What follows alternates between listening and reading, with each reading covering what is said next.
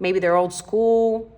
Maybe they're all like money oriented or something, and they don't know what it's like to have pure love, to have true love. You never know. You never know what their reasons are, but we should never judge. The best thing that we can do is pull away from that energy and just ask God for guidance, ask yourself for guidance, and please work on that shame, or help your person work on that shame. Look up how to release shame. I'm going to give you a very quick lesson. The four lowest energies that exist in any human are shame. When you feel the shame, when you finally recover from shame, the next one that kicks in after that is blame. So you feel ashamed, and naturally you want to blame someone. You want to blame yourself or your parents or your city or your president or your country or whatever. You got to blame, because that's what the brain does. They need to find a reason as to why this happened, the shame. Then you start to blame. Then the third emotion that kicks in after that is helplessness, which is, I can't, there's nothing I can do. I live in this city. These are my parents. This is my bank account. I don't know what to do. I'm helpless.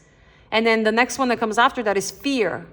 And a lot of people say, no, fear is the lowest vibration. No, shame is the lowest vibration of all the emotions. When fear kicks in, and fear is not the lowest, because why? Because fear is actually where you go from, I'm either going to stay in this horrific position of loop, shame, blame, helplessness, and fear, or fear can propel you, can actually jumpstart you. You can quantum leap to a brand new timeline if you use that fear for progress, because fear is a deciding emotion. We can crumble or we can rise. Fear decides.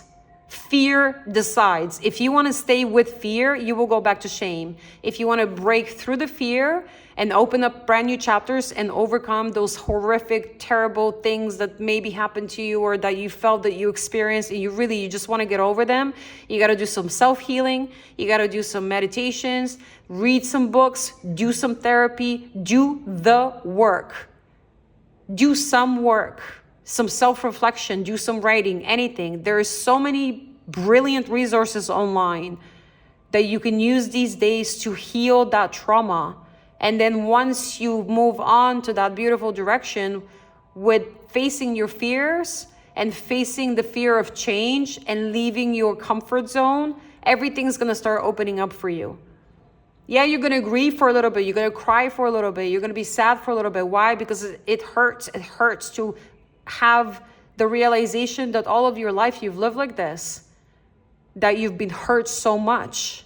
You're going to have to grieve. You're going to have to cry. You're going to have to let it go. Or they, whoever it is, you or your partner, everybody has to cry. At some point, we all do. But then when you finish your grieving stage, your grieving process, desire, brand new spark of inspiration and desire to create the best life that you have ever dreamt of. I wish you all the best. And until next time, thank you for being with me. If you stayed with me until now, I love you. You're the best. And well, until next reading, bye, my little pharaohs. Bye.